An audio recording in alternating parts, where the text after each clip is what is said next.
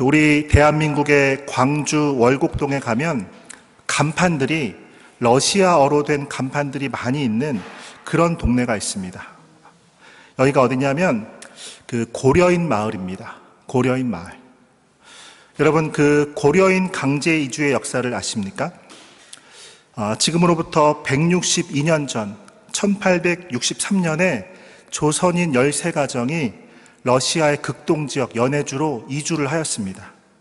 그 당시의 이주는 가난 때문이었어요. 당시 조선 땅에서는 살기가 힘들어서 새로운 땅으로, 새로운 경작지를 찾아서 연해주로 이주를 한 것입니다. 근데 그 이후로 많은 조선인들이 연해주로 이주를 하였습니다. 새로운 땅을 찾아서, 기회의 땅으로. 그러다가 1910년 일본이 한반도를 지배를 하게 되면서부터는 이제 정치적인 이유로 일제의 탄압과 압박을 피해서 또 많은 사람들이 연해주로 이주를 하였습니다.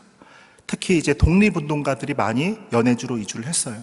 그래서 처음에는 가난 때문에, 근데 그 다음에는 정치적인 이유로 많은 조선인들이 연해주로 이주를 하였습니다. 그러다가 1937년에 어떤 일이 있게 되었냐면 소련이 연해주 지역에 있는 조선인들을 강제로 기차에 태워서 중앙아시아로 대거 이주를 시켰습니다. 그때 무려 17만 2천 명의 조선인들이 이유도 모르고 그냥 어디로 가는지도 모르고 강제로 기차에 태워져서 중앙아시아로 보내졌어요. 그때 한 달 이상이 걸렸다고 합니다. 연해주 극동아시아에서 중앙아시아로 가는데. 근데 그 가는 도중에 554명이 사망을 했다고 해요. 병으로, 영양실조로 많이 돌아가셨다고 합니다. 그렇게 소련이 중앙아시아로 조선인들을 강제 이주시켜서 지역지역에 배치를 해서 거기서 살아가게 했어요. 그렇게 중앙아시아로 강제 이주되어서 거기서 살게 된 조선인들과 그들의 후손은 우리가 고려인이라고 부르게 된 것인데, 그 강제 이주가 있었던 1937년 이후로 지금 88년이 지났는데 지금 고려인들이 한 50만 명이 거기에 살고 있다고 합니다. 러시아, 우크라이나, 키르기즈스탄, 투르크메니스탄 이런 나라들에 약 50만 명의 고려인들이 살고 있다고 해요. 지금 그들의 국적은 이제 그들이 살고 있는 그 나라 국적이고 언어도 나라 언어를 쓰고 있고, 하지만 고려인이라는 그런 정체성을 가지고 살아가고 있는 것이죠. 근데 그들 중 일부가 한국에 들어와서 결혼으로 또 외국인 근로자로 유학생으로 여러 가지 이유로 한국에 들어와서 그렇게 마을을 이루고 살아가고 있는 것이죠. 지금 그 광주 월곡동의 고려인 마을에 7천여 명의 고려인들이 살아가고 있다고 합니다. 그러니까 이제 이분들은 그 옛날 연해주로 갔다가 강제 이주된 분들의 3세, 4세 분들이에요. 생각해보니까 저기 아들이 4세이고 그들의 부모는 3세고 그 3세의 할머니, 할아버지가 강제 이주되셨던 분들이신 것이죠. 이분들이 어릴 때부터 할머니, 할아버지 또 엄마, 아빠로부터 한국에 대한 얘기를 많이 들으면서 자랐다고 합니다. 할머니, 할아버지가 엄마, 아빠가 그랬대요. 나는 못 가지만, 우리는 못 가지만 너는 꼭 고향으로 가서 살아라, 이런 말을 했다고 합니다. 그래서 저렇게 와서 저렇게 마을을 이루고 살아가고 있는 것이죠.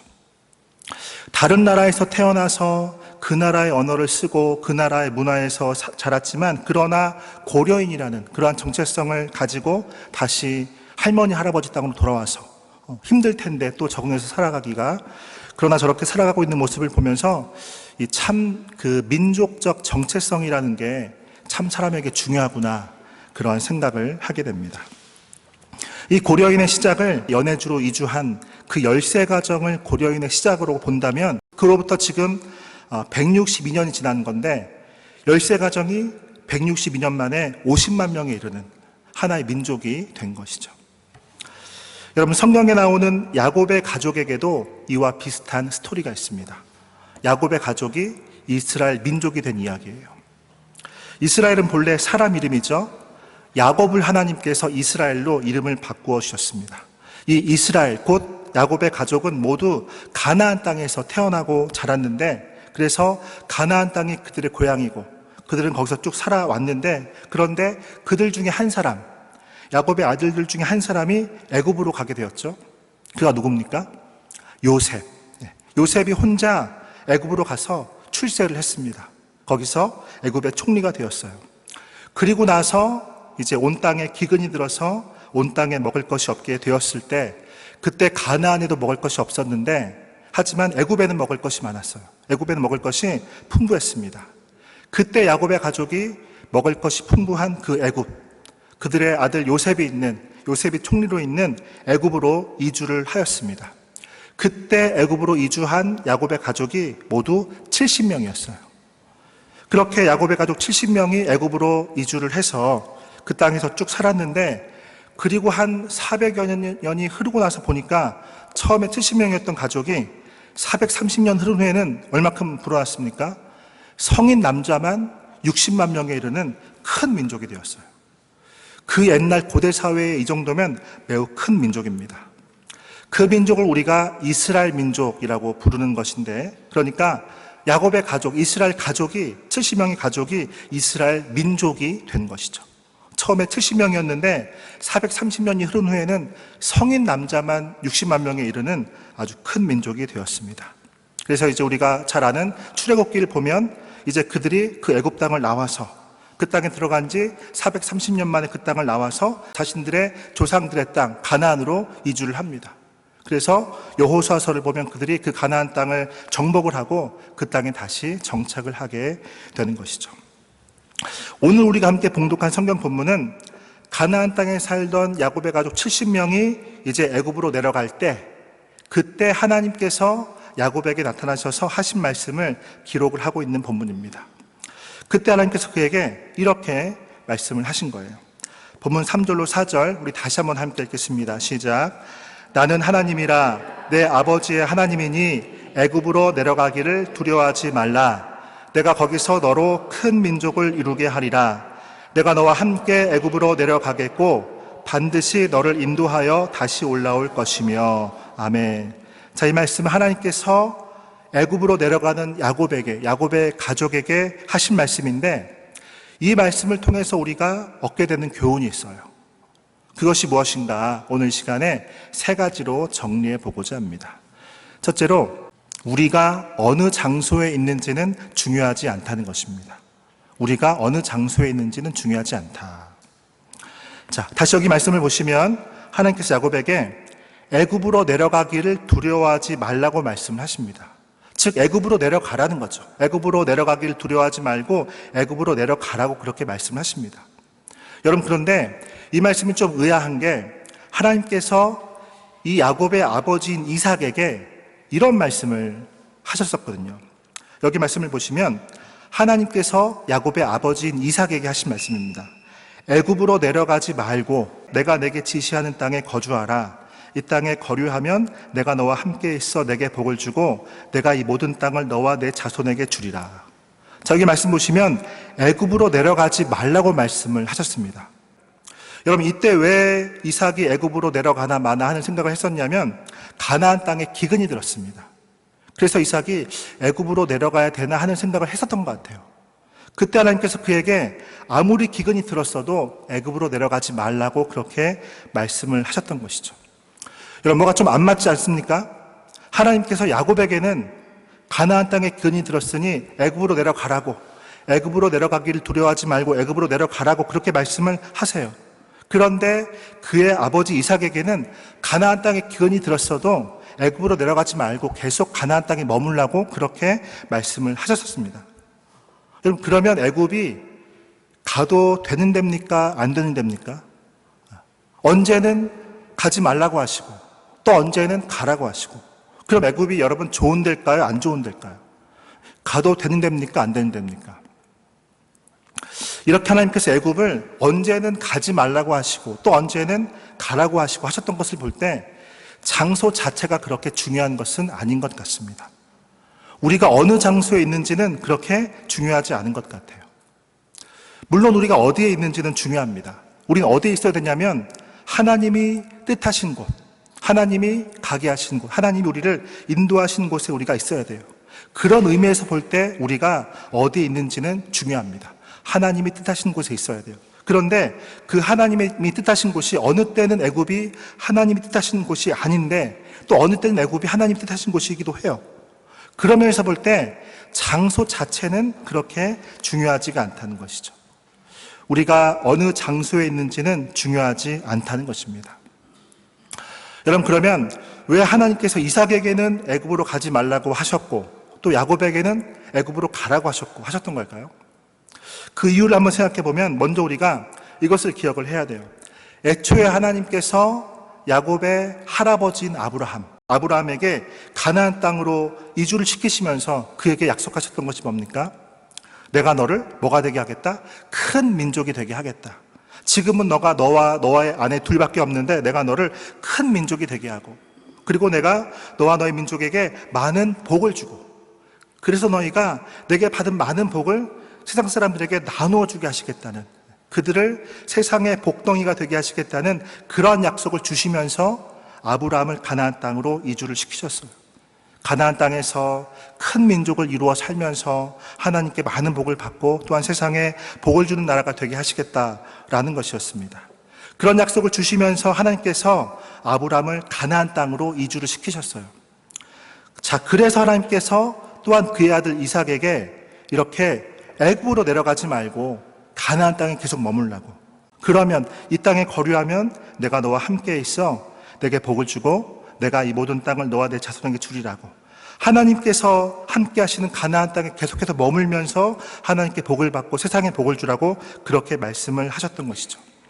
그래서 하나님께서 애굽으로 가지 말라고, 여기 있으라고 그렇게 말씀을 하셨던 것입니다.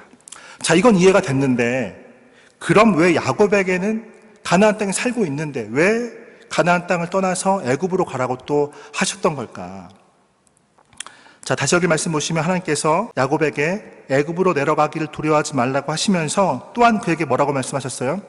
이렇게 말씀하시죠. 내가 거기서 너로 큰 민족을 이루게 하리라, 이렇게 말씀하세요. 야곱의 가족을 큰 민족으로 만드시려고 애굽으로 가게 하셨던 것이죠. 하나님께서 아브라함에게 주셨던 약속이 바로 이거였죠. 아브라함의 자손을 큰 민족 되게 하시는 것. 보니까 그것을 이루시려고 하나님께서 아브라함에게 주셨던 약속을 이루시려고 잠시 애굽으로 가게 하셨던 것이죠. 뭐 거기서 영원히 살라고가 아니라 거기서 그들을 큰 민족으로 만드시고 다시 그들을 가나안 땅으로 돌아오게 하시려는 것이었어요. 그래서 여기 말씀 보시면 내가 너와 함께 애굽으로 내려가겠고 반드시 너를 인도하여 다시 올라올 것이며, 그래서 야곱의 가족이 처음에 70명이 애굽으로 내려갔는데 430년 만에 큰 민족이 되어서 출애굽을 해서 다시 가나안 땅으로 돌아오게 되었던 것이죠. 그래서 보면 하나님이 어느 때는 애굽을 가지 말라고 하시고 또 어느 때는 애굽을 가라고 하시고 하셨던 게 뭐 하나님이 이랬다가 저랬다가 하시는 분이 아니라, 뭐 하나님이 계획을 바꾸시고 하나님의 그 약속이 취소가 되고 그랬던 게 아니라 이삭의 때에는 가나안에 머무는 게 하나님의 뜻이었고, 뭐 아무리 기근이 들었어도 가나안에 머무는 게 하나님의 뜻이었고 이삭의 때에는, 그리고 야곱의 때에는 애굽으로 가는 게 하나님의 뜻이었고 그랬던 것이죠. 그래서 보시면 장소는, 우리가 어느 장소에 있는지는 그렇게 중요한 게 아닌 것입니다. 중요한 것은 하나님이 뜻하신 곳에 있느냐, 이것이 중요한 것이죠. 미국에 있든 한국에 있든 캘리포니아에 있든 조지아에 있든 혹은 뭐 남미로 가든 유럽으로 가든 우리가 어느 장소에 있는지는 중요한 것이 아니고 하나님의 뜻이 있는 곳에 있느냐가 중요한 일이다라는 것입니다. 우리가 어느 장소에 있는지는 중요하지 않습니다. 그럼 뭐가 중요할까요? 자, 오늘 본문이 주는 교훈 둘째로 하나님이 우리와 함께 하시는 것이 중요하다라는 것입니다. 하나님이 우리와 함께 하시는 것이 중요하다. 자, 다시 오늘 본문 말씀을 보시면 하나님께서 야곱에게 애굽으로 내려가기를 두려워하지 말라고 하시면서 그에게 또한 하신 말씀이 이거예요. 내가 너와 함께 애굽으로 내려가겠고, 애굽으로 내려가라고 하시면서 내가 너와 함께 가겠다고 말씀을 하세요. 여러분, 그러면 되는 거죠. 하나님이 함께 하시면 되는 거죠. 어딜 가든. 자, 그러면 다시 이 말씀도 보시면 아까 대조했던 말씀, 하나님께서 그의 아버지 이삭에게 하신 말씀이에요. 애굽으로 내려가지 말고 내가 내게 지시하는 땅에 거주하라. 가나안 땅입니다. 자, 그러면 어떻게 된다고 말씀하세요? 이 땅에 거류하면 내가 너와 함께 있어. 가나안 땅에 머물라고 하시면서 내가 너와 함께 있겠다고 말씀을 하세요. 여러분, 그러면 되는 거죠. 어디에 있든 하나님이 함께 하시면 되는 거잖아요. 보시면 야곱에게는 가나안을 떠나서 애굽으로 가라고 하시면서 내가 너와 함께 가겠다고 하셨고, 이삭에게는 애굽으로 가지 말고 가나안에 머물라고 하시면서 내가 너와 함께 있겠다고 하시고, 어느 장소에 있는가가 중요한 게 아닌 것이죠. 뭐가 중요해요? 그럼 하나님이 함께 하시는가, 그것이 중요한 일인 것이죠. 어디에 있든 어디로 가든 하나님이 함께 하시면 그러면 되는 것이죠. 하나님이 우리와 함께 하시는 것이 중요하다는 것입니다. 우리가 어디로 가든 어디에 있든 하나님 우리와 함께 하시면 그러면 된다는 거예요. 여러분, 우리의 신앙의 선배들 중에 정말 안 좋은 데 있었던 분이 요셉입니다. 그렇죠? 요셉은 17살에 형들에 의해 애굽에 팔려가서 보디발이라는 사람의 집에서 노예로 살았습니다. 그 전까지 그는 가나안의 부잣집에서 아주 사랑받는 아들이었어요. 그런데 낯선 애굽 땅에서 어느 한 집에서 노예로 살았습니다. 얼마나 안 좋은데 그가 살았던 것입니까? 근데 여러분, 말씀을 보니까 그런데 괜찮았어요. 그는 노예로 살았지만 괜찮았어요. 왜냐하면 하나님이 그와 함께 계셨기 때문에. 자, 여기 말씀이 그것을 보여줍니다. 우리 함께 읽겠습니다. 시작. 여호와께서 요셉과 함께 하심으로 그가 형통한 자가 되어 그의 주인 애굽 사람의 집에 있으니 그의 주인이 여호와께서 그와 함께 하심을 보며 또 하나님께서 그의 범사에 형통하게 하심을 보았더라. 아멘. 요셉은 노예로 있었지만, 어린 나이에 외국 땅에서 노예로 살았지만, 그러나 하나님이 함께 하셨기 때문에 거기서도 그는 괜찮았어요. 형통했어요. 아주 잘 됐어요. 어디에 있든 하나님이 함께 하시면 된다라는 것이죠. 하나님이 함께 하시는 것이 중요한 일이다라는 것입니다. 여러분, 요셉이 그 다음에는 또 어디로 가게 되었습니까? 더 안 좋은 데 갔죠? 어디 갔어요? 감옥에 갔어요. 아무런 잘못도 없이 억울하게 2년 이상을 감옥에서 지냈습니다. 그런데 보니까 감옥에서도 그는 괜찮았어요. 감옥에서도 잘 됐어요. 왜일까요? 하나님이 함께 하셨기 때문에. 자, 여기 말씀 또 함께 읽겠습니다. 시작. 여호와께서 요셉과 함께 하시고 그에게 인자를 더하사 간수장에게 은혜를 받게 하심에 간수장이 옥중 죄수를 다 요셉의 손에 맡김으로 그 재반 사물을 요셉이 처리하고 간수장은 그의 손에 맡긴 것을 무엇이든지 살펴보지 아니하였으니 이는 여호와께서 요셉과 함께 하심이라. 아멘.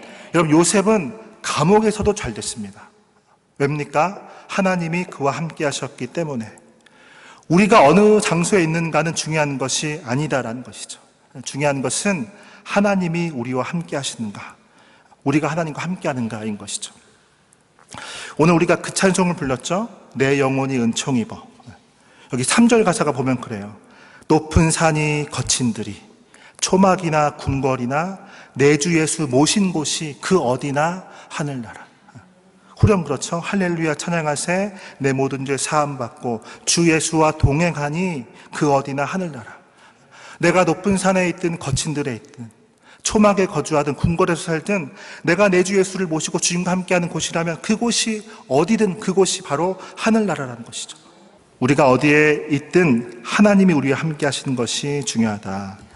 그래서 보면 모세가 이런 말씀을 하나님께 드렸습니다. 함께 읽겠습니다. 시작. 모세가 여호와께 아뢰되 주께서 친히 가지 아니하시려거든 우리를 이곳으로 올려 보내지 마옵소서. 하나님께서 함께 가시지 않으시는 거면 우리를 가게 하시지 말라고 그렇게 말씀을 해요. 하나님이 함께 하지 않으시면 우리는 어디로 가지 않겠다는 거죠. 그럼 모세가 하나님 그동안 함께 해주셔서 참 감사하고요. 이제부터는 저희끼리 한번 가보겠습니다.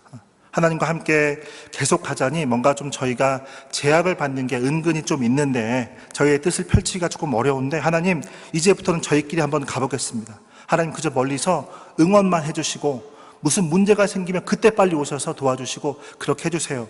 그렇게 생각을 한 것이 아니라 뭐예요? 하나님 우리 함께 하시지 않으시면 우리는 어디도 가지 않겠다라는 그런 마음으로 하나님 앞에 나아갔던 것이죠. 그럼 이처럼 하나님이 우리와 함께 하시는 것이 중요하다는 것입니다. 자, 또한 오늘 본문이 주는 교훈 마지막 셋째로 우리가 어디를 향해 가는지를 기억해야 한다는 것입니다. 우리가 어디를 향해 가는지를 기억해야 한다. 자, 다시 오늘 본문 말씀을 보시면 하나님께서 애굽으로 내려가기를 두려워하지 말라고 내가 거기서 큰 민족을 이루게 하겠다고, 내가 너와 함께 가겠다고 하시면서 또한 그에게 하신 말씀이 이거예요. 반드시 너를 인도하여 다시 올라올 것이며 반드시 너를 인도하여 다시 애굽으로 돌아오게 할 것이다. 그렇게 말씀을 해요. 지금 애굽으로 내려가지만 그러나 완전히 가는 것이 아니라 다시 여기 가나안 땅으로 돌아오게 하겠다라는 거죠. 지금 애굽이 아주 잘 먹고 잘 사는 나라인데, 중동 지역이 아주 최강국인데, 지금 이렇게 온 땅에 기근이 든 중에도 먹을 것이 아주 풍부한 그런 너무 살기 좋은 나라인데, 그래서 지금 거기로 가는 게 아니라, 거기서 잘 먹고 잘 살라고, 그것이 아니라 거기서 큰 민족이 되라고, 하나님이 주신 약속에 따라 거기서 큰 민족이 되라고 지금 거기로 가는 것이고, 그리고 다시 여기 가나안 땅으로 돌아와서 여기서 하나님께 복을 받고 또한 세상에 복을 주는 그러한 복덩이가 여기서 너희가 될 것이라고 그렇게 말씀을 하시는 것이죠. 야곱을 애굽으로 가게 하시면서 하나님 그에게 거기가 다가 아니라 계속해서 그가 갈 곳이 어디인지, 그가 어디를 향해서 갈 것인지, 그의 인생의 방향성을 하나님은 야곱에게 알려주셨던 것입니다. 거기 애굽에 가서 너희 가족이 잘 먹고 잘 살고 그래서 큰 민족 되고, 그게 다가 아니라, 그리고 끝이 아니라 거기서 큰 민족 되어서 다시 여기 가나안 땅으로 돌아와서 여기서 세상에 복을 주는, 세상 사람들을 복받게 하는, 세상에 하나님의 복을 흘려보내는 그러한 복덩이의 삶을 이제 여기서 살아야 한다라고 그렇게 말씀을 하시는 것이죠. 그렇게 하나님은 야곱을 애굽으로 가게 하시면서 계속해서 그가 갈 곳이 어디인지, 그가 어디를 향해서 갈 것인지, 그의 인생의 방향성을 말씀해 주셨던 것입니다. 여러분, 그래서 이것을 알고 이것을 기억하고 산 야곱과 그의 가족, 그들의 애굽에서의 삶이 어땠을까요? 애굽에서 살지만 늘 가나안을 바라보면서 거기서 하나님께 쓰임받는 삶을 살아가게 될 것을 상상하면서 그렇게 살았겠죠. 애굽의 그 풍요로움에 젖어서 살기보다는 어떻게 하면 더 많은 이윤을 남길까, 그것만을 생각하며 살기보다는 우리가 어떻게 세상에 이제 복을 줄까, 우리가 어떻게 세상을 섬길까, 어떻게 세상에 하나님의 복을 흘려보낼까, 그것을 생각하면서, 그것을 준비하면서, 그것을 바라보면서, 그것을 향하여서 그렇게 그들은 살았겠죠. 여러분, 그래서 보면 이 야곱의 아들들 중에 요셉이 110세에 애굽 땅에서 숨을 거두었는데, 그가 죽기 전에 이런 유언을 가족에게 남겼습니다. 함께 읽겠습니다. 시작. 나는 죽을 것이나 하나님이 당신들을 돌보시고 당신들을 이 땅에서 인도하여 내사 아브라함과 이삭과 야곱에게 맹세하신 땅에 이르게 하시리라. 하나님이 반드시 당신들을 돌보시리니 당신들은 여기서 내 해골을 메고 올라가겠다 하라. 여기 애굽이 끝이 아니라, 여기서 이렇게 잘 먹고 잘 사는 거, 이게 다가 아니라 하나님이 우리를 인도해 가시는 곳, 하나님이 우리를 있게 하시는 곳, 그곳에서 우리가 세상에 복을 주는, 세상을 섬기는 삶을 살아가야 한다는 거죠. 그러기 위해서 우리가 이 땅을 떠나게 될 날이 올 텐데 그때 내 해골 메고 나가라고 그렇게 말을 합니다. 그래서 실제로 400여 년이 흐른 후에 이스라엘 민족이 애굽을 떠날 때 요셉의 유고를 가지고 그 땅을 떠났어요. 여러분, 요셉은 애굽에서 총리로 살았지만, 세상적으로 보면 그 땅에서 가장 성공한 사람 중에 하나였지만, 그러나 그는 그 땅에서의 그 세상적인 성공, 거기에 포커스를 두고 사는 것이 아니라 하나님이 우리를 인도해 가실 그 가나안을 꿈꾸면서, 그곳에서 세상을 섬기는 삶을 살아갈 것을 꿈꾸면서, 그렇게 하나님께 쓰임받는 삶을 살아가는 것을 바라보면서 그렇게 그는 살았던 것이죠. 그렇게 자신들이 어디를 향해서 가는지를 알고 자신들의 방향성을 알고 그것을 기억하면서 요셉은 살았던 것입니다. 여러분, 그렇게 산 요셉의 삶, 얼마나 행복한 인생이었겠어요. 목적이 있는 삶, 사명을 따라 사는 삶, 하나님께 쓰임받는 삶, 하나님을 위하여서 산 삶이었던 것이죠. 하나님의 꿈이 나의 비전이 되는 삶, 우리가 매주 노래하죠. 하나님의 꿈이 나의 비전이 되고, 그러한 삶을 요셉은 살았던 것이죠. 여러분, 우리도 이렇게 이 땅을 살면서 우리가 어디를 향해 가는지를 기억해야 하는 것입니다. 내 인생의 방향성을 알고 기억하면서 살아가야 한다는 것이죠. 내가 어디를 향해 가는지, 무엇을 쫓아 살 것인지, 내가 그저 이 땅에서 잘 먹고 잘 사는 거, 여기서 성공하고 출세하는 거, 여기서 유명해지고 명예로워지는 거, 그게 다가 아니라 나는 하나님의 영광을 위해서 살아야 한다는 거. 나는 하나님께서 기뻐하시는 삶을 살아야 한다는 거. 나는 내 삶을 다하여서 복음을 전하는 삶을 살아야 한다는 거. 영혼들을 구원하는 삶을 살아야 한다는 거. 그렇게 하나님 나라를 건설해야 한다는 거. 이것을 우리가 기억하면서 살아가야 하는 것입니다. 내 인생의 방향성이 그쪽인 것을 우리가 늘 기억을 해야 하는 것이죠. 그렇지 않으면, 방향성을 잊으면 우리가 막 왔다 갔다 해요. 이거 했다가 저거 했다가 하고, 여기 기웃 저기 기웃하고, 여기 이거 했다가 저거 했다가 왔다 갔다 해요. 그러나 내 인생의 방향성을 알고 그것을 기억하면서 살면은 우리가 분명한 방향으로, 올바른 방향으로 나아가게 되는 것이죠. 시간은 좀 걸려도, 이스라엘 민족은 430년 걸렸잖아요. 시간은 좀 걸려도 우리가 바른 방향으로, 올바른 방향으로 나아가게 되는 것입니다. 자, 그렇게 야곱의 가족은 애굽으로 갔고, 거기서 큰 민족이 되었고, 이스라엘 민족, 하나님의 백성인 이스라엘 민족이 되었고, 그리고 다시 가나안 땅으로 돌아와서 나라를 이루었습니다. 우리가 아는 것처럼 그 나라의 왕인 다윗의 후손으로 온 인류의 구원자이신 예수님께서 이 땅에 오시게 되죠. 그렇게 해서 야곱의 가족은 모든 사람에게 하나님의 구원의 복을 주는 그러한 복덩이가 되었던 것입니다. 자, 그들의 이주를 볼 때 우리가 깨닫게 되는 것이 뭐예요? 우리가 어느 장소에 있는지는 중요하다? 네, 중요하지 않다는 거예요. 그리고 뭐가 중요하다는 거예요? 하나님이 우리와 함께 하시는가가 중요하다는 것입니다. 또한 우리가 어디를 향해 가는지를 기억하면서 우리가 살아야 한다는 것이죠. 어디로 가든지 어디에 있든지 항상 하나님과 동행하시기를 바랍니다. 내 인생의 방향성을 늘 기억하면서 하나님의 인도하심을 따라 나아가시길 바랍니다. 그래서 온 세상을 구원하시는 그 하나님의 구원 사역에 귀하게 쓰임받는 복된 세상의 복덩이들이 되시기를 주의 이름으로 축복합니다.